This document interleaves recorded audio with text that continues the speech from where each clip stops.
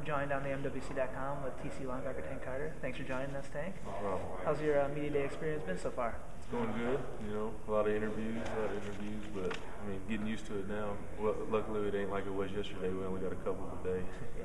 Is it interesting hanging out with all the guys that you'll be competing against this Oh year? yeah, it's a lot of fun getting to know the guys that you're gonna play against. Because up until now, I never really got to talk to them on a personal level. Besides after the game, they're a good game, but it's cool to get to know the guys. They're real cool. Who are some of the guys in this league that either you're looking to go up against on defense, or maybe watch from the sideline when you're, when they're on defense? I mean, guys? There's really no one in particular. It's just everybody in the conference just ready to get the season going and just kind of get into it. There's really no person player in general, just the teams right now just ready to go play some football. Looking at the Rose Bowl last year, can you just reflect now that you've had some time and what that experience meant to you?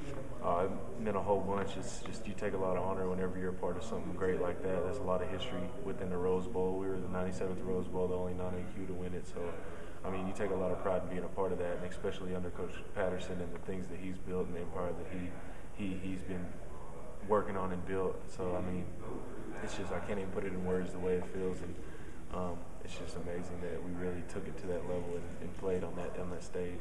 I know Coach Patterson's motto for this year is "Do it now." That they're not going to have an off year. That you're looking forward to a big year again. Can you talk about your expectations for this team?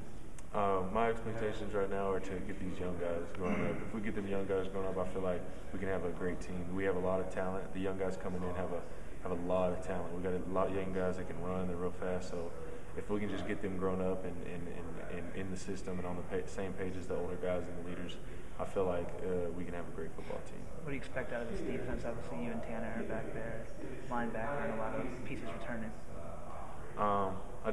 Like I said, the young guys. That's what I expect these guys to grow up so that we can try to take it back and have another top defense in the nation. I mean, my expectations are high for those young guys to keep progressing and keep growing up so that they can become a part of this team and play a key role in getting victories.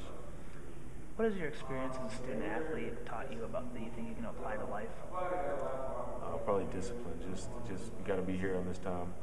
Workouts at this time. Be 5 minutes early. Their motto is 10 minutes early, you're on time. If you're on time, you're late, and if you're late, you're forgotten. So I mean, it's just really just kind of discipline within everything that goes on in life. What's some of the best advice Coach Patterson's given you? Probably say, just kind of stay humble. Don't let all the lights get to your head. We went to the Rose Bowl, and he always talked about, just don't look up. Keep your head down. Keep your mind on the task at hand. So I mean, the biggest thing I could probably take from him is just be humble. Speaking of being humble, I understand you were a BMX champion growing up, and you probably don't know that too much because you don't brag about it. Can you just talk a little bit about that young career you had? Oh, it was fun. I started riding a bike when I was 2, and there was an old man down the street, and he seen me riding my bike and asked if I wanted to go out in his local track and ride. So my parents were like, yeah, and they took me out, and it started there, and I started getting looked at because I was winning, and I think I was 6 or 7 years old racing against 15-year-olds and 16-year-olds and beating them.